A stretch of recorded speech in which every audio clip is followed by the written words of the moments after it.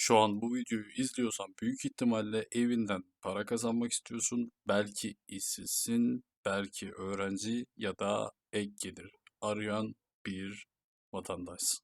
Ama sana bugün anlatacağım bir sistemde hiç sermaye olmadan saatte 15 dolar kazanabileceğin bir iş göstereceğim. Evet, duydunuz. Saatte 15 dolar kazanabileceğin bir iş göstereceğim.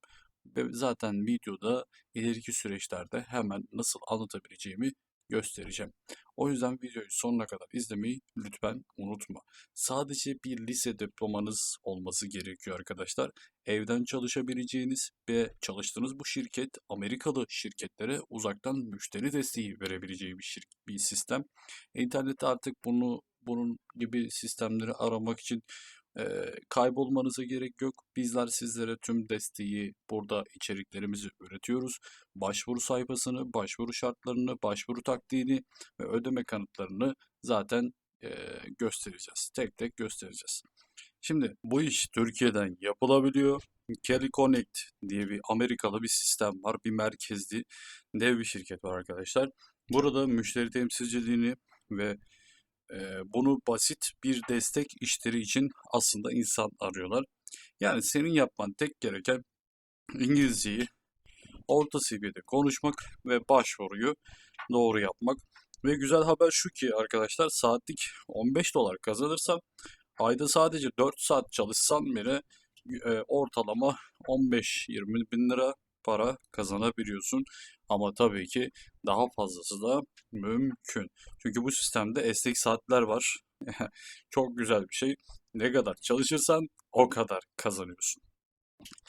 Ama dikkat arkadaşlar, bu işi herkes yapamıyor. Kesinlikle ama kesinlikle az çok bir İngilizceniz olması lazım. O yüzden biraz da sana başvuru kabul edilme şansını %80 arttıran gizli ipuçlarını ve hazır başvuru metnini de anlatacağım değerli arkadaşlar. Ve sonunda da sisteme kayıt olabileceksiniz. Şimdi değerli arkadaşlar, sistemimiz Kelly Connect. Hemen iletişim merkezini bir üst seviyeye taşımak için arıyorsun ve buradan iş bul kısmından buradan tıklıyorsun ve yukarıda da gördüğün gibi burada Kelly Global var.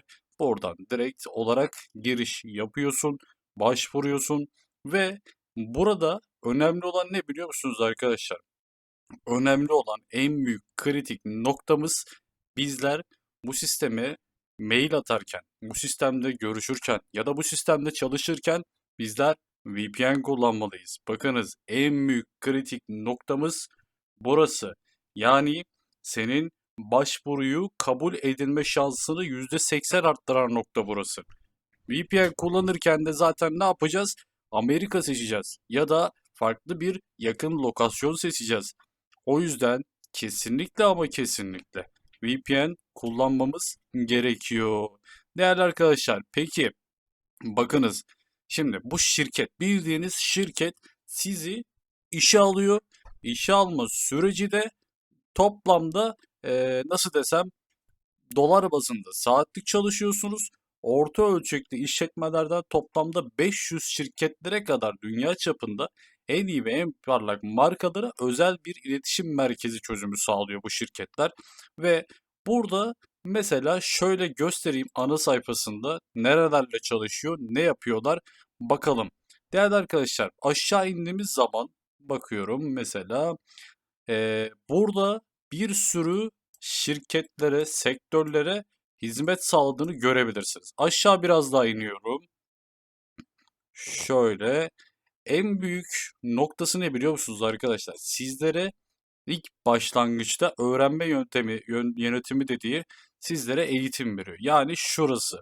Buraya sizlere daha iyi bir kaliteli bir hizmet vermenizi sağlayan öğrenme sürecini başlatıyor ve bu öğrenme sürecinde sizlere aslında ne oluyor? Tabii ki kalitenizi arttırıyor. Siz kalitenizi arttırdığınız için şirketin kalitesi artmış oluyor ve şirketin hizmet verdiği sistemler, şirketler de bundan maksimum verimi alıyor. Peki, birincisi değerlendirme adımı, ikincisi öğretim süreci, üçüncüsü küçük küçük adımlarla bu yönetimi devam eden eğitim pazarlamasında yaygınlaştıran en iyi uygulamalarla sizleri test yapıyor. Daha sonra sizi işe alım sürecine koyuyor. Bakın zaten aşağıda bir sürü var. Etkileşim yönetimi, performans yönetimi, iş gücü yönetimi tarzında var.